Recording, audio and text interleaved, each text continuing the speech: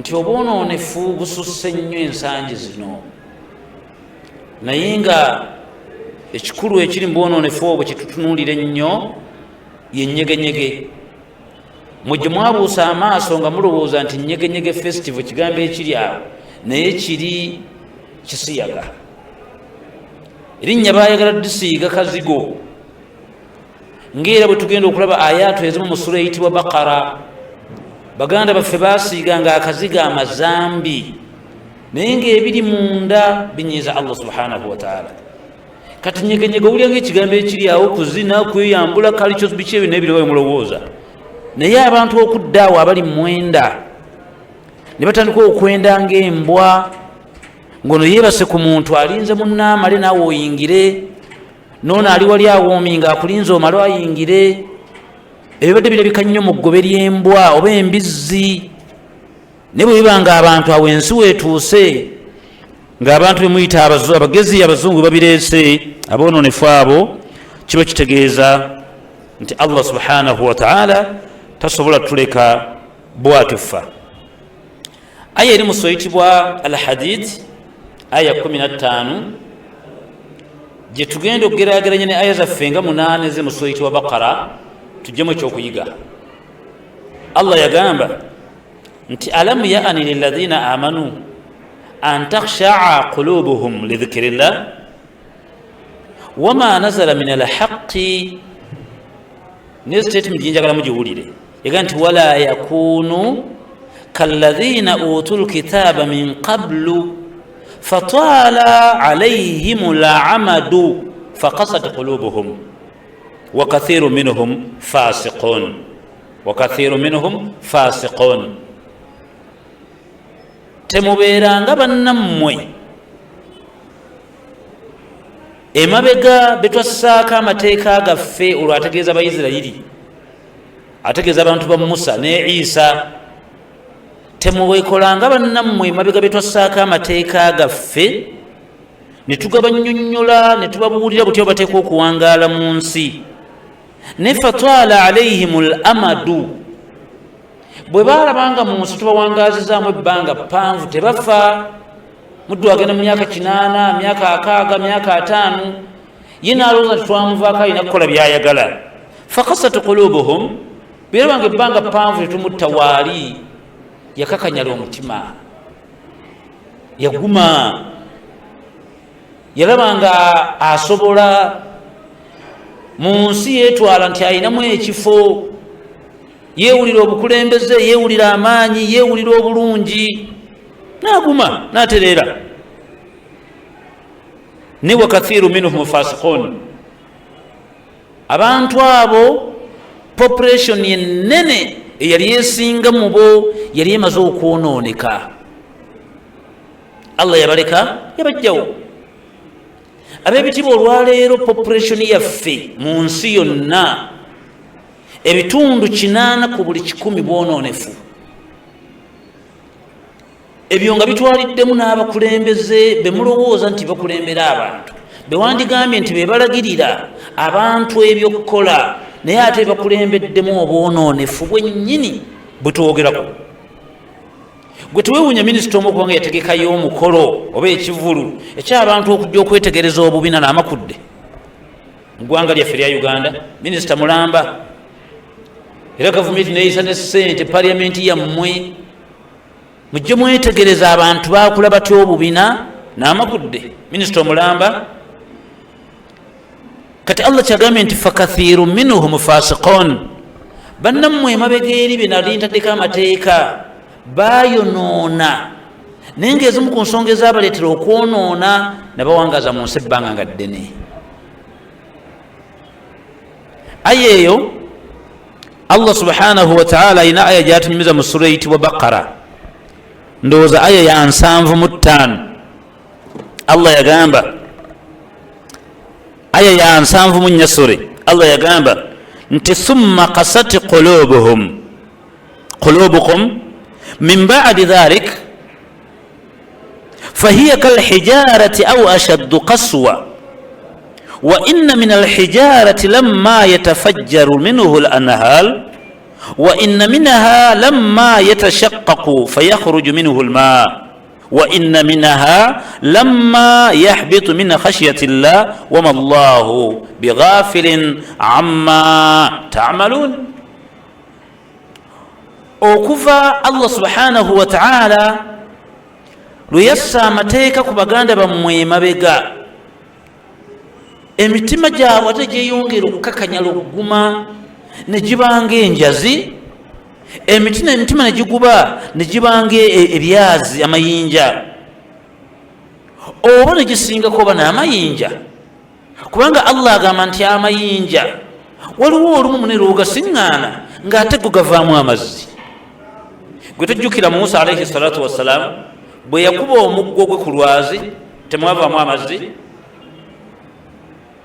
bonna agenda saizeraakayaawo mu kifo awawangalira kano kayanja yeri ewawembule, waliwo olusozi luwanvu luyitibwa Nabbunga.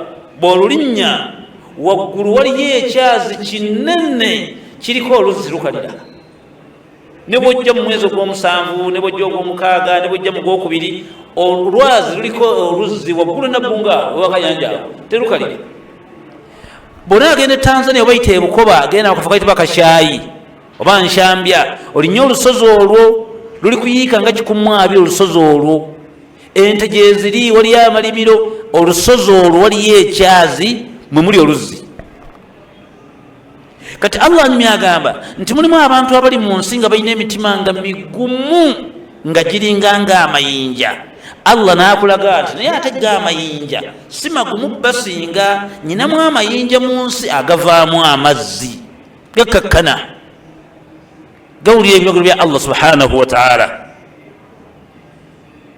Kuba go mulimu enjazi mulimu ezifukumuka muga emigga, endala bwe zaatikayatika zivaamu amazzi, oba olyawo ezikka ku lw'okutya Allah subhanahu wa ta'ala, oba zaatika ne zeeyasa ziveemu amazzi, ekyo zikikola lwakutya Allah subhanahu wa ta'ala.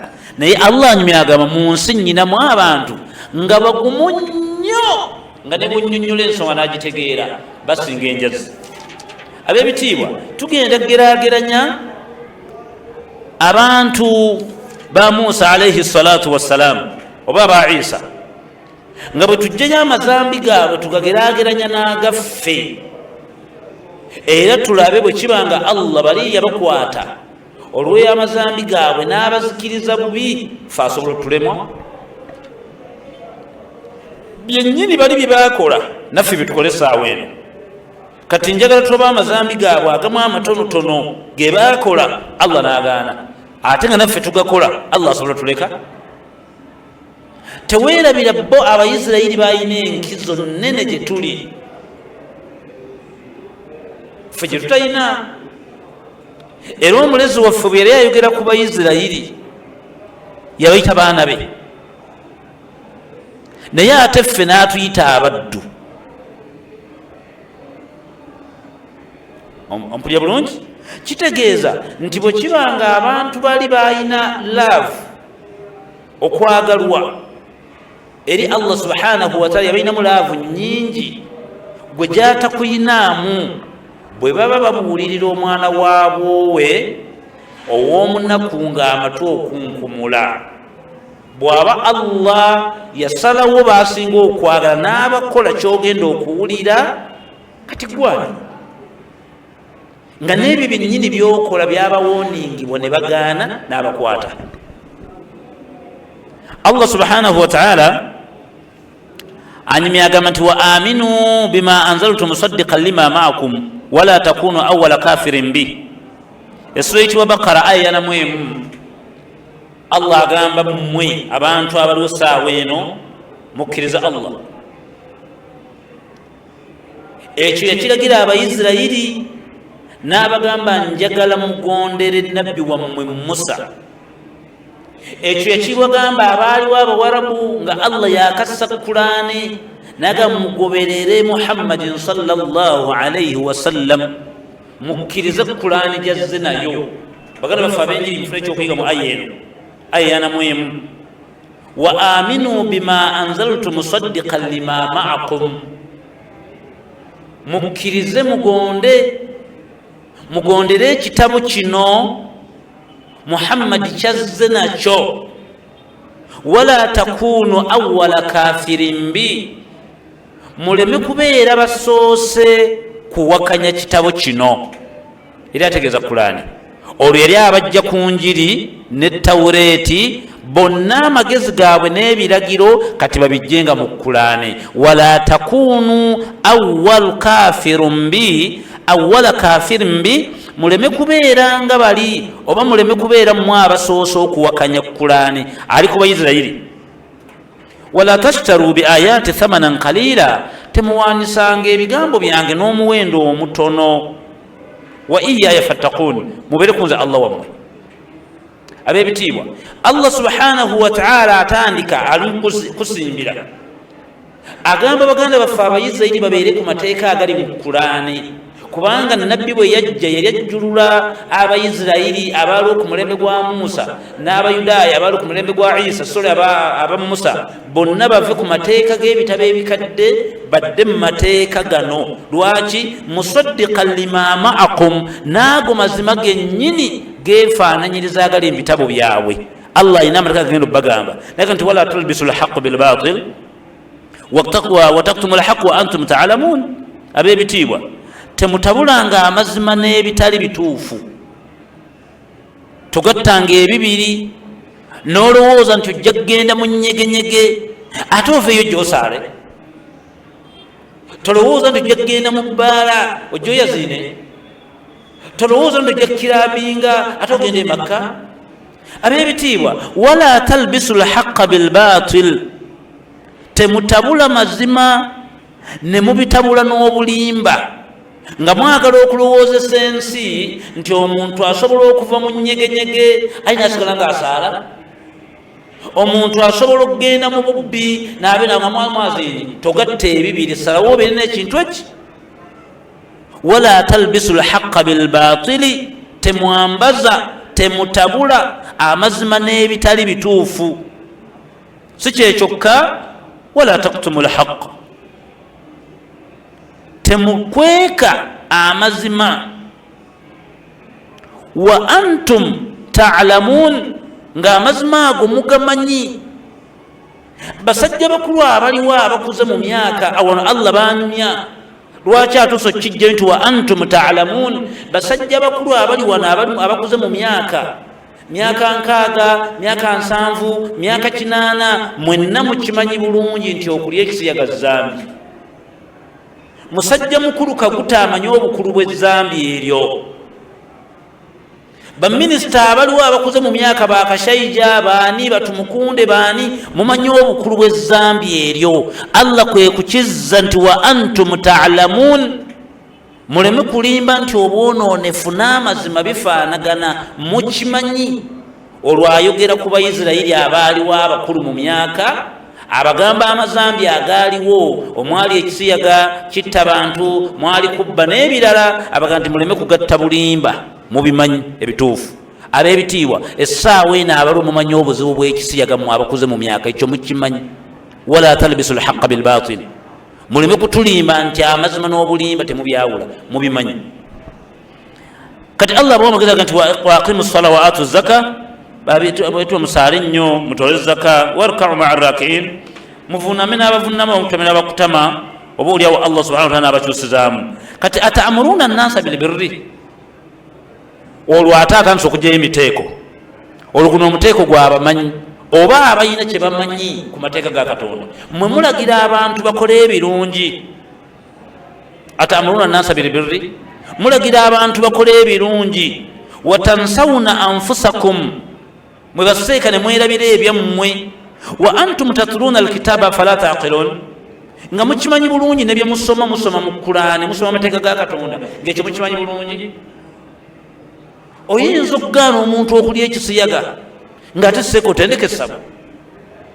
Oyinza okugamba omuntu obutenda ng'ate gwe olina essabo. Gwe tokimanyi nti obushiri ku bunene okusinga essabo. Mwe mulagira abantu kukola mpisa nnungi, mwanya mwerabira emyoyo gyammwe, weerabidde ebibyo.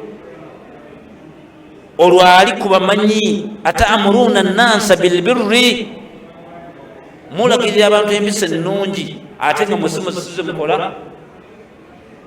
watansawuna anfusakum werabidde ebibyo wa antum tatluna alkitaba ngate musoma amateeka ga Allah musoma Qur'ani malakum muli kuki akusimbira kugiramba Isirayiri ogerageranye n'ebyaffe tunamuwona. agamba Allah subhanahu wa ta'ala wasta'inu bisabri wassala mugumikiriza nnyo embeera yonna ebezze y'obwononefu togiyingira mugumikiriza bibeere wala wassala musaale nnyo wa innaha lakabiratun illa ala alkhashiin ebyo ebibiri byembagamba si byangu muntu okugumikiriza nga bamugyeko ettaka lye muntu okugumikiriza nga bamulidde ekisiyaga muntu okugumikiriza nga bamubbye muntu okugumikiriza nga aliranye omwononefu omuntu okugumikiriza nga mukama we yennyini amutwala ye kabaka w'obwononefu si kyangu. si kyangu kusaala nga woosaalira bakuba endongo si kyangu kusaala nga woosaalira waliwo ebbaala si kyangu kusaala nga woosaalira waliwo kiraamu naye mugumikiriza temusaale nnyo. naye byembagamba ebyo wa innaha lakabiratun embeera eyo ng'emaze okujja ey'obwononefu ebyo ebiri byembagamba si byangu obugumikiriza si bwangu essola si nnyangu illa ala alkhashiin kujjako yo gwemba nkwatiddeko ne muwa omutima omukwata mpola ne muwa omutima omukakkamu ne muwa omutima ogutegeera Allah ebyo ebiri obisobola nga buli ekijja ogumikiriza. yagamba nti alladhina yadhunnuna annahum mulaqu rabbihim wa annahum ilayhi raji'un ab'ebitiibwa abantu abali mu nsi nga mukakasa tugenda kufa tugende ewa Allah ekyo mbakakasa tugenda kuddayo kituufu. omuteeko gw'abantu mu nsi mweguli ogwo gukikkiriza nti wadde byonna obikoze owangadde naye oteeka okugenda ewa Allah. waliwo abalowooza nti bagenda kuvaawo naye mbakakasa tulina okugenda ewa Allah subhanahu wa ta'ala. kati oli Allah atandika okusimbira abaisirayiri otandika okugjayo ebyabo bireete ku mmwe. yagamba nti ya bani Israil idhkuru ni'mata Allah allati an'amtu alaykum wa anni faddaltukum ala alalamin. Musa agamba abaisirayiri abange mmwe abaana b'abaisirayiri mujjukire ekyengera Allah kye yali abawadde n'atuuka n'okubasukkulumya ku bitonde byonna ebyali mu nsi. Allah yagamba ng'ayogeraganya ku baisirayiri nabo binyine bewana nahnu abnaullah wa ahibbaahu ife abaisirayiri tuli baana ba Katonda ate ffe baagalwa be yeffe abaagalwa be. ekyo Allah yakibawa baagalwa be naye ate ffe abasigadde tuli baddu ba Allah tetuyina kirala. وعباد الرحمن الذين يمشون على الأرض هونا وإذا خاطبهم الجاهلون قالوا سلاما. أبيز في تبرز الله قال تبدو بانgi batambula mu nsi in a bright way bansinza nga bavunnamye wansi awo nga bakakkamu.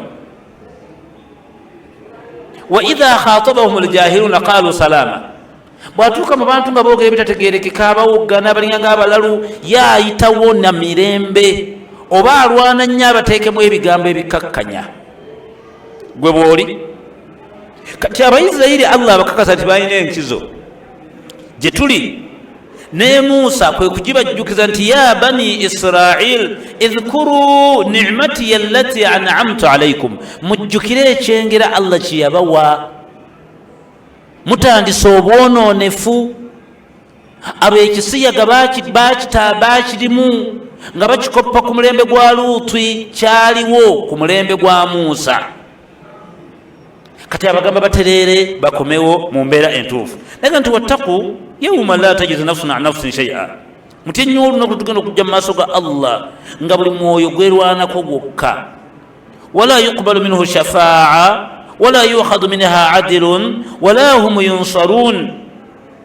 olunaku olwogerwako tegenda kukkirizibwa kuwolerezebwa kwa muntu yenna oba mwoyo gwonna, wabula byonna ebigenda okubeerawo bigenda kubeera nga nnunuzi bye wakola ebigenda okufuuka ennunuzi yo ggwe.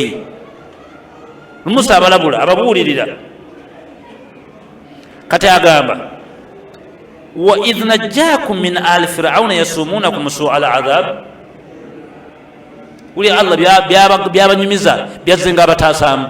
Mujjukira bulungi Allah bwe yabanunula n'abajja mu mikono gya Falaawo, oyo yali abalunda, yali abatta, ng'atuuka n'okusala abaana bammwe. Komawo, temukimanyiiko bulungi nti mu Uganda wano tuzze tufuna ekikangabwa kyennyini nga bw'okiwulira mirundi egiri mu esatu. Ku mulembe gw'Obote basala abantu, ku mulembe guno twafiirwako abaana 305 ku busaafi, ng'abaana abo temuli wadde wapiwa nno 305. Mujje nga mulaba abantu ngezibajje bafaamu ekyeyonoonere, genda kubaseeka baffe ne bakubaseeka amasasi 9. Omuntu tayenze ku muka musajja, tabbye wantu, tebamukute nankoko, wabula amasasi 8.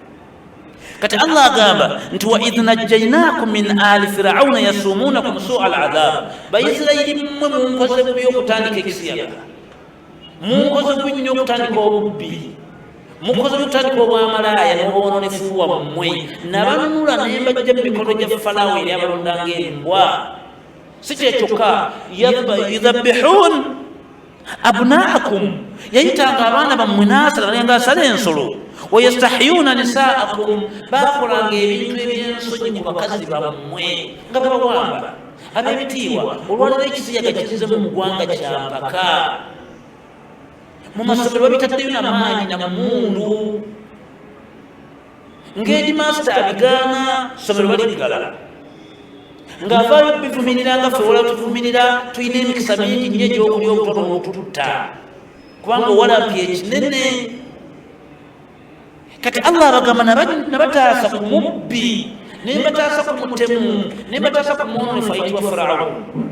Bye yabataasa ku biri ebyali bibakolebwako, ffe tebitukoleddwako. Mukkiriza tugatteko n'ekisiyaga ku bitukoleddwako, tunaamusaba n'atwanukula. Wa idh najjaynakum min ali firaun yasumunakum, nabataasa ku mutemu ayitibwa Falaawo. Teekawo omutemu gw'oyagala.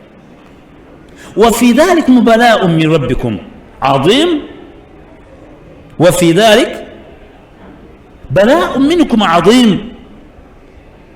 ebibonyoobonyo ebitiridde n'emwekyo mwalimu ekigezo eky'amaanyi okuva eri Mukama wammwe. Lwaki abalesse muboneebone?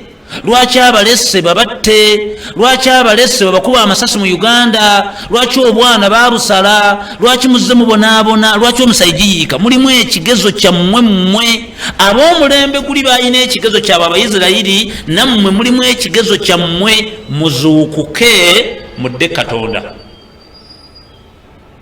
Kino tekiriiko ddiini, tekiriiko Musiraamu, tekiriiko Mukatoliki, wabula ffenna tuzuukuke lumu, tudde tukole Katonda by'ayagala. Biki bye yagamba Abayisirayiri ebiri mu bitabo byabwe bye tukola? Alyoka atuggyemu embeera gye tulimu. Wa idh faraqna bikum albahara fa anjaynakum wa aghraqna ala firauna wa antum tanzurun. Abajjukiza ekyokubiri, mujjukira ekiseera lwe baali babagoba nga mutuuse ku mazzi Falaawo azze n'eggye, si nze nabanunula. Ab'ebitiibwa, mwe temujjukira nti Allah subhanahu wa ta'ala mwene ensi azze aleetamu ebizibu nga binene, ne muvaayo ne mumusaba n'abanunula? Temwafunako enjala ani amuwadde akatebe? Temugijjukira? Bwe mwavaayo ne musaba edduwa y'enkuba, Allah tereeta enkuba, tabanukulangako? Kati Allah anyumya agamba baganda bammwe omutemu yabagoba n'abatuusa ku mazzi. Olwo Musa nga addusizza abaana b'Abayisirayiri abanunudde abajja emikono gya Falaawo. era olunaku olwo lwennyini Allah n'abagamba kati muyimirire ku nnyanja mukyuke ng'amaze obasomosa amazzi ago. Lwaki? wa idh faraqna bikum albahara fa anjaynakum wa aghraqna ala firauna wa antum tanzurun. Mujjukire ekiseera bwe twayawuluza mu nnyanja mwe ne mugiyingira nga mulimu amakubo, mwamala okusomoka amakubo nengaziba. Falaawo bwe yajja n'ayingira amazzi ne mukwatira mu mazzi ne mbagamba kale mukyuke mwetegereze ng'engeno mutta. wa antum tanzurun, namutta mulaba. Mwabaliwo temujjukirako boat cruise nti abantu bafiira ku nnyanja, ebintu ebyo ku mawulire temwabiraba. Allah aleeta ebyokulabirako eby'Abayisirayiri bigeraageranye n'ebibyo, olabe ebintu bya zaatutaasa ng'atununula. Mwabaawonawo mu nnyanja, mwali ne bannammwe tebaafa temwalaba. Gano ganyumyako mazzi muyettira Falaawo, mwaba buuti kuluzi mwafiira mu ggulu tegaali mazzi. Temulimu abaawona beyanunula nga muli boonoonefu, nammwe muliredde tutambule n'ekisiyaga. Allah n'atuwonya. Aleeta ensonga ey'okubiri, thumma afawna ankum min ba'di dhalik la'allakum tashkurun. Abantu abo banneenenyeza, bwe banneenenyeza bano abadduse nga maze okutta Falaawo mujjeewo, nabo mwalimu aboononefu, nabasonyiwa amazambi gaabwe. Ab'ebitiibwa aba buuti kuluzi, mwenna abaali mu buuti kuluzi, nammwe ababadde mu nyegenyege tabayinaako tabbu neki, mumwenenyeze naye kaluma nnyo era toyongerako zambi. Oli Allah wakugambye thumma afawna ankum, nabasonyiwa. Baali bashiriku, baali babbi, baali batemu, baali benzi, naye bwe bategeera nti Falaawo simwagala, nebyatendeka sibyagala, byasomesa sibyagala, mutambule ne Musa, ne bakkiriza. Bwe namala okutta Falaawo bo nabasonyiwa. Ne uli Allah bwanyumya, wa idh atayna Musa alkitaba walfurqana la'allakum tahtadun. Allah yawa Musa ekitabo Tawreeti, mwalimu amateeka nga gayamba kulungamya bantu mu ab'omulembe guno. Muhammadin sallallahu alaihi wasallam yajja n'ekitabo ng'omugaso gwakyo mulimu amateeka ga Musa ne Isa gabalagirye butyo mugenda okuwangala mu nsi ejjudde obwonoonefu, kubanga abatendeka obwonoonefu balina kubeerawo. Wa idh qaala Musa liqaumihi, Musa yajja n'agamba abantu be, innakum dhalamtum anfusakum bitikhadhikum al-ijla fatubu ila barikum. Ega byonna bye muzze mukola Allah wammwe abimanyi, mumwenenyeze. Kati mbagamba era nze Musa mbagamba mwenenye byonna bye muzze mukola Allah wammwe babadde mu nyegenyege. Eryo zambi erisinga omumunyiiza lyagala kuddamu kuwulira, mumwenenyeza ajja basonyiwa. Wa idh qultum ya Musa lan nu'mina laka hatta nara Allahu jahara. Njagala owulire ebigambo bino. Abayisirayiri mu mpaka zaabwe tuli ku aya egamba nti abantu mwe bali mu nsi mulina emitima migumu. Ebyo byonna bye muwulire byazza Allah abakole ne gy'abajje bamugamba, kati Musa okubeera naawe ddala tukkirize nti oli muntu waffe, twagala kulaba Katonda live. Mugamba jje era nga mubyogera ne mugamba bw'aba akakasanga nyegenyege tamwagala, mugamba kole kyayagala kwe mwabyogera.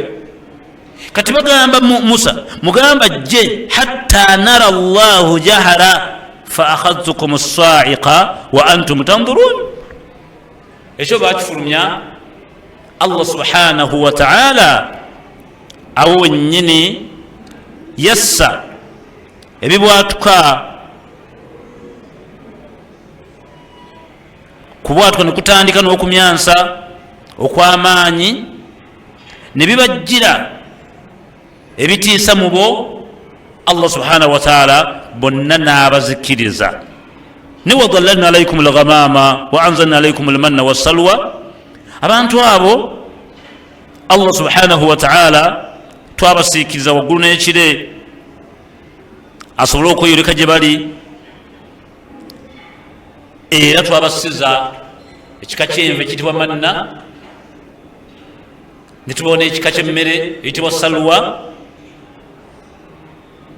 ma razaqnakum kulu min tayyibatin, tubalagira nti bannange mulye mu byenjera byaffe ebitubagabidde.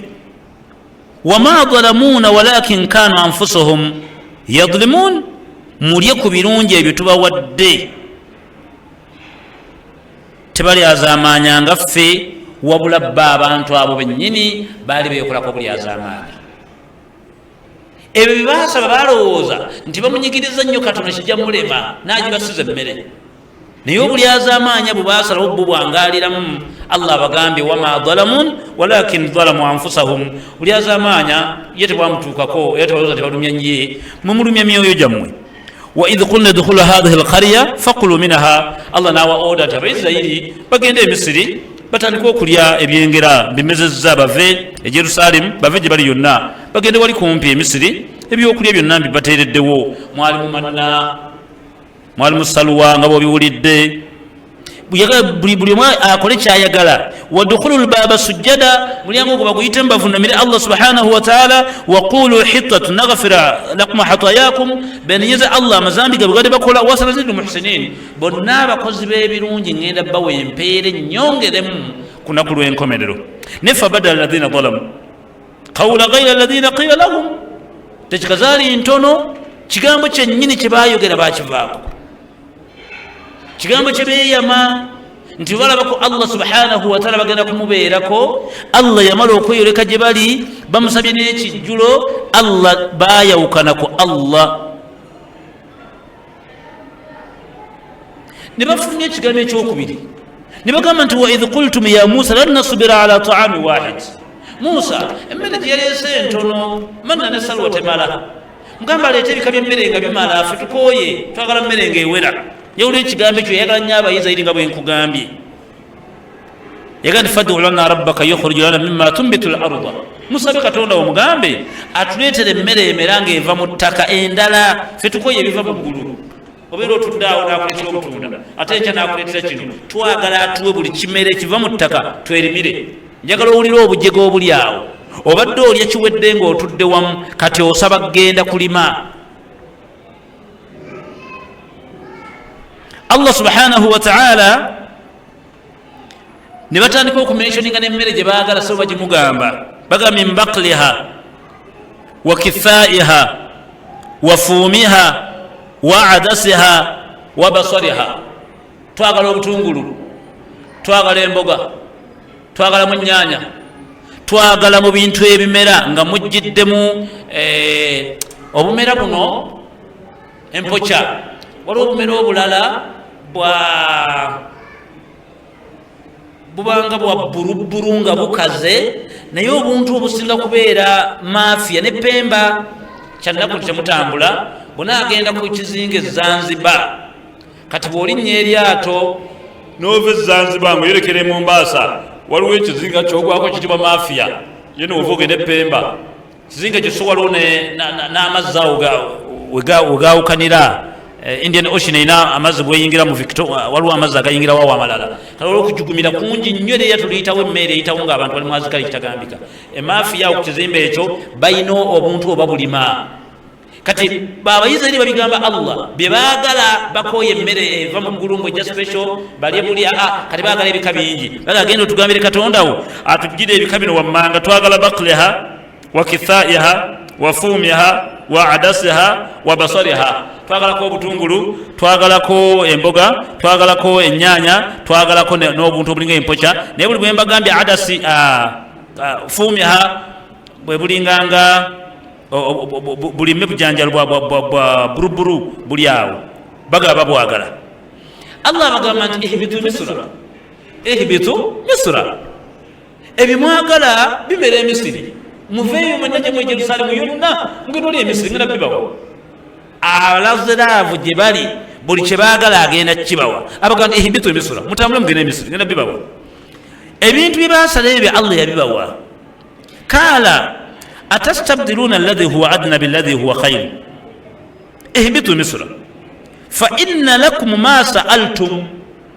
Lwaki mbasindika wali e Misiri, bye munsabye byonna awo wengendo bimeze gye biri. Wadhuribat alayhim adh-dhilla walmaskana وباءوا بغضب من الله ذلك بأنهم كانوا يكفرون بآيات الله ويقتلون النبيين بغير حق ذلك بما عصوا وكانوا يعتدون. Allah anyumya agamba mujja kufuna ebyo byemusabye byonna. Enva ne bagattako okusunguwalira Allah ku nva zaabwe n'abaterako emmere era ne bawakanya Allah. Ekyo nno kye baakola kyaviirako obusungu bwa Katonda okuddamu ne bamuwakanya, ng'ate bamaze omumusaba bye bamusabye n'abibawa, Allah yabasunguwalira era bangi mu bo Allah yabatta bubi. Inna alladhina amanu walladhina hadu wannasara wassabiin man amana billahi wal yawmil akhir wa amila salihan falahum ajruhum inda rabbihim. Ab'ebitiibwa Allah akulaga nti bw'osalawo okugondera amateeka ga Allah bw'olina empeera yonnene mu maaso gwe, ate bw'osalawo omujeemera tolina ky'ogenda kumuwangula n'omwonya. Tuli ku mutwe ogugamba nti Musa alayhi salatu wassalamu nabbi wa Katonda oyo mugatte ne Isa, kubanga Abayudaaya n'Abayisirayiri oba Abaprotestante n'Abakristaayo be tulina abo mu ggwanga olwaleero mulokole tamanyiddwa, bali bamanyiddwa abakulu Abakatuliki n'Abaprotestante. Abantu abo bakkiriza mu bitabo biri ebibiri ye Musa ne Isa. Benjagala tuveeyo twegatte ku Kulaani tulabe amazambi Allah ge yali agaana abantu bali mu bitabo biri nga geego gennyini gaagaana ffe mu kitabo kino ekya Kulaani. Lwaki tugalemeddeko nga mukimanyi bulungi bye yakola bali asobola bitukola? Awo wali omulamwa gwaffe tuli ku nyegenyege ezambi erireese obuzibu mu nsi. Wulira ensonga ey'okuna, Allah subhanahu wa ta'ala Abayisirayiri basanga munnaabwe ngattiddwa. Kitta bantu olwaliwo ekiri wano ne musiŋŋana omuddumeja kiggunu ng'akubiddwa amasasi nga ne gavumenti egamba temanyi yagamukubye, era ne basibiramu n'alumanya ne saalumanya naye nga nabo bagatebamanyi yagamukubye.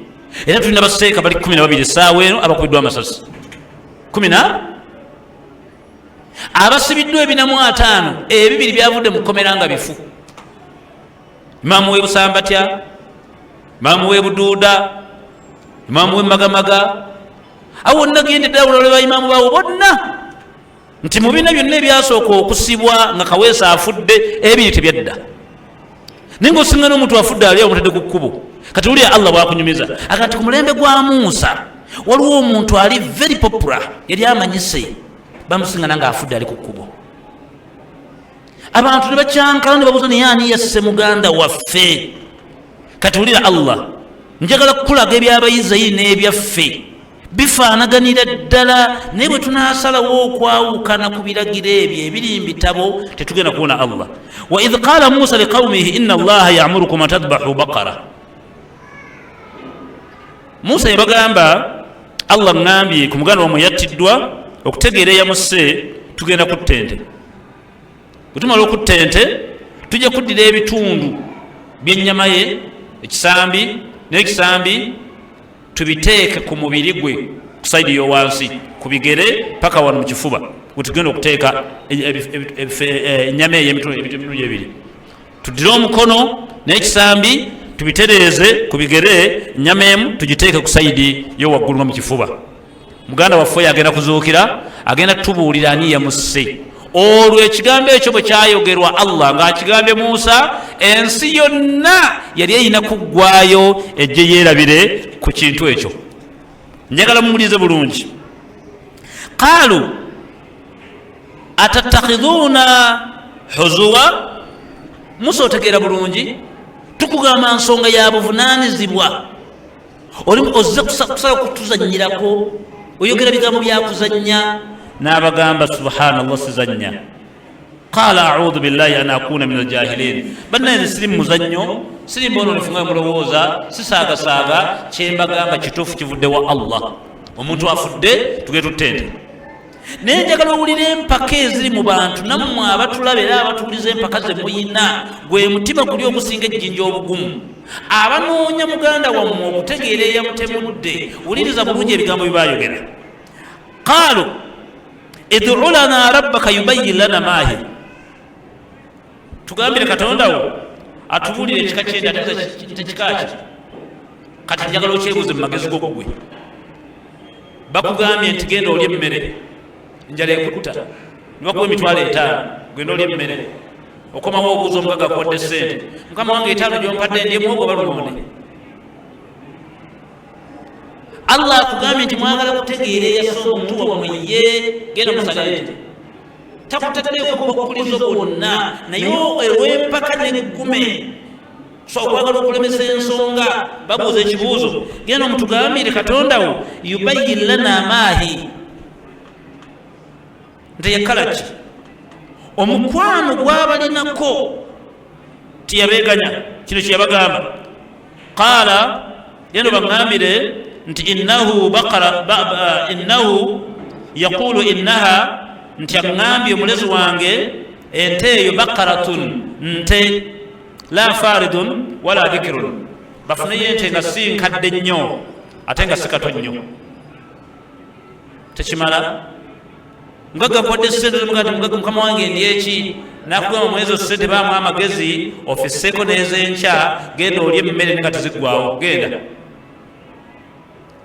bakubawo ogwokubiri olw'eggume lyabwe kiri bakiganye awaanun bayna dhalik fafalu ma tumalun abagambye entebere wakati awo si nkadde si nkulu nnyo mukole kyabalagidde qaalu bamugamba id'u lana rabbak ulya n'akamanyiro akali wano tugambire katondawo bosi katonda waabwe tugambire katondawo yubayyin lana au yubayyinu lana ma lawnuha ente yategeeza ya kalaki tufuneko ente nga ya kyenvu tufune ente nga ya bbulu tufune ente nga ya gurini tufune ente nga ya kalaki ab'ebitiibwa omugagga akuwadde ssente ogonde oli emmere era omaze okutuukayo kati okomawo omubuuza mukama wange wengenza okugula emmere mulimu abasaavinga bangi mulimu abawala n'abalenzi abankolako abeere muwala oba ankolako abeere mulenzi bujega obutasoma n'ekiremesa n'eggume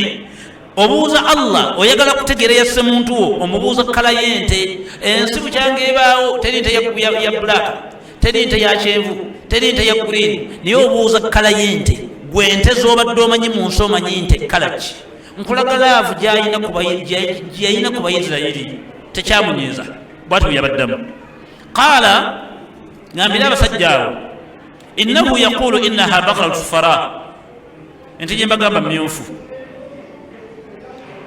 faqi'u lawnuha tasuru naadirin ente eyo kala yaayo myufu naye bakebere myufu enkwafu ennyo ennyikidde obulungi kale ennyikidde nga ekutte bulungi nga teinaamu kabala kalala konna ng'omulabi bwajja mu kiraalo bw'ati asobola okulaba ente etalinaamu kabala erina omubyufu obukwafu akkiriza nekyo kibagambye qaalu id'u lana rabbaka yubayyin lana maahi genda omutugambire ayongere okutwawulira bulungi inna albaqara tashabaha alaina wa inna insha allah lamutadun nayagamba nti Allah kyannyonnyodde ente gyatugambye tulinganga abagitegeddemu akatono katukole kyatugambye oba oli awo siyinza okuluŋŋama oba oli awo obawulira qala innahu yaqulu innaha baqaru la dhalulun tuthilu al-arda wala tusqi al-hartha musallamatu la shiyata fiha qalu al-ana ji'ta bil-haqqi fadhabahuha wama kadu yaf'alun babuuza ekisembayo nti ente zonna zatugambye tebanga ezagala okufaanagana myufu tezoba za bubala fe atufuukidde ekizibu ne katonda ab'ebitiibwa gwe oyina ente ziri 8 oba oyina embuzi ziri 10 okakasa zonna zifaanagana oba weewuttaaza Allah n'aleeta ekisembayo genda obaŋŋambire basale kale ente nga terima teteekebwako nkumbi zirima genda obaŋŋambire basale ente teteekebwako byuma bifuuyira nte yo yaddembe erya buli eryawo erifuri naye myufu nnyo nkwafu kale bankolereeyo ne bagamba nti kale nga bwatuusizaawo tugitegedde bulungi tusaba atusonyiwe tugenda gisala ente yo bagisala ne bateeka ennyama ku muntu era omuntu n'abagamba gundi yanzise firimu awo yakoma ab'ebitiibwa tudde ku ffe Allah subhanahu wa ta'ala ku bintu byakukoledde naye ku bintu byakuwadde n'embeera gyakuwangalizaamu olabanga mutuufu wa kusasula na kisiyaga bine mu motoka okoze bukozi Allah n'akuwa ssente bino omwana tewamusuubula omwana oyo bw'omwetegereza akufaanaganira ddala amayuuga naye ekifaananyi ekyo eky'omwana wo kyava mu mazzi go n'otunuulira omwana ng'embaliga zennyini ze zakitawo akuzaala ne weetegereza omuwala wo mukulu nga mukazi we yafayo oyo yennyini omwana afaanana mukazi wo ekifaananyi ekyo kyava mu mazzi go ekyo tekikumala okuwa Allah ekitiibwa n'otandika okukola by'ayagala n'oleka ekisiyaga ekimunyiiza ab'ebitiibwa gwe toziikangako nojja ku muddu ng'afudde nga mu maka ge bagasibye peevaazi n'otunuulira ennyumba ng'erina bangalo ennyumba nga kuliko amasannyalaze agakuba abantu kuliko waya kuliko omusirikale kuliko geeti 3 kuliko kamera ne mujja mbagula geeti ng'omugaga Allah amujjuludde naye ng'omunaku asula mu nkuba oli myaka 6 tolina wadde wakuluma wabula bw'owulira olubuto nga lutawaanyizza ofuna mujaajana ntangawuzi n'ozunga bw'oziisa omugagga oyo tenakyo jjeemu obuwangaazi Allah bwakuwadde n'emyaka gy'olina ogenze mu nnyegegyege ekyo ky'omuwadde abantu bali mu nsi takwatanga wadde mitwalo 5 gijje naye ng'alaajanye ebbanga afune kapito kale asiika ekyapati olina miliyoni 9 bwe baleese nnyegegyege ejjinja n'okwata miliyoni 2 n'abawala 2 n'ogenda ojoge Allah ku ssente zaakuwadde ekyo ky'omuwadde abantu mwe muli mulina obuzibu ng'omuddu baamuwandiikira eddagala alinywera mu India miskini vanyolwa myaka eno olina okugenda miliyoni 65 muganda waffe kyanjo naye gwe mwoli mu nsi ozunga amalusu newe gava tomanyi nawo Allah mu buwangazi bwakuwadde oddidde olulimi lwo n'amalusu n'ogateeka mu bwereere bw'omukazi n'oganze mu kkomba ndika fulu ekyo wadde Allah oddira omumwa gwo okutendereza Allah okutwala emikolo bye byononefu ekyo kuwa amalusu n'akuwa olulimi n'akuteerako kye bayita lu'aban ky'omuwadde ekyo olulimi lugende nga lugenda ku bantu buli wamu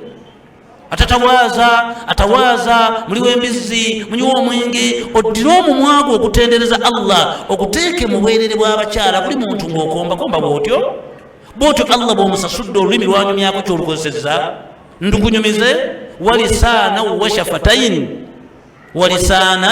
wa shafatayin eka buli muntu ali mu nsi namuwa olulimi bwe namala omuteera olulimi mu kamwa ne muwa obumwa bubiri ak'owansi kano n'ak'owaggulu teri kigambo kifuluma ng'obumwa obwo tebumaze kwekuba okwegatta kwekkosa kyati walisaanan wa shafatayin obumwa obubi nabuteekamu olulimi luyambagana n'obumwa buno obubiri ekigambo okuvaayo si kyekyokka wajaala laha lu'aban naddira ku lulimi n'atambulizaako amalusu agamalusu si mazzi ga lwenzori agamalusu waliyo wansi eyo akalobo mwegali olulimi mwe lutudde bwe ruti agamalusu galimu enzayimu za nteeka 3 mulimu enzayimu muzungu bita aminezi eyo eyambako okukendeeza obutwa obusooka eyo enzayimu eri malusu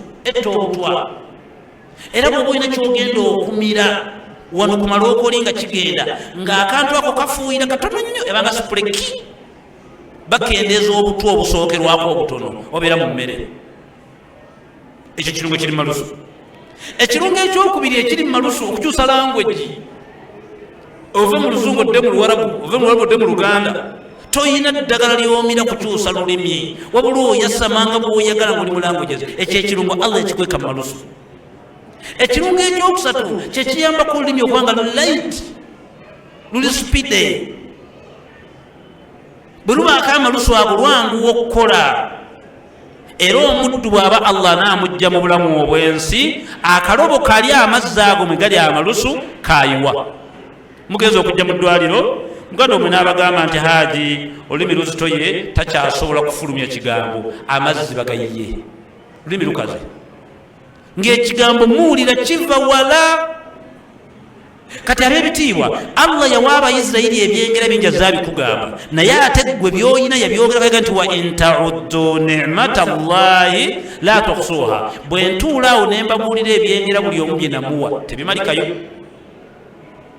kati naawe oyina olulimi luliko ebyama ebitagandika olwo lwennyini lwakuwadde omumutendereza n'okukola byayagala lwokozesezza okugenda mu nyegenyege otandika oddukombesa buli wantu mu mwogo gwakuwadde omuli amannyo gw'otambuzza ogenda otandika okulangirira nga bw'ogenze mu nyegenyege bw'aba Abayisirayiri ti bamusimattuka ng'ate bo abaagala nnyo gwanika abwera ng'omala n'ewiiki nga tosadde saba Allah subhanahu wa ta'ala ow'ekisa atuwa okubitegeera n'okubitambulirako tujja kutambulira ku mulamwa guno mpola mpola bwe yali amaliriza aya ensanvu yagala thumma kasat qulubukum bayiza ye mwembeewuunya muyina emitima migumu min ba'di dhalik ku bintu bye mbakoledde gye mbajje ku bintu bye mbalaze kino kye munsasudde muyina emitima migumu fahiya kalhijarati aw ashaddu qaswa mbeewuunya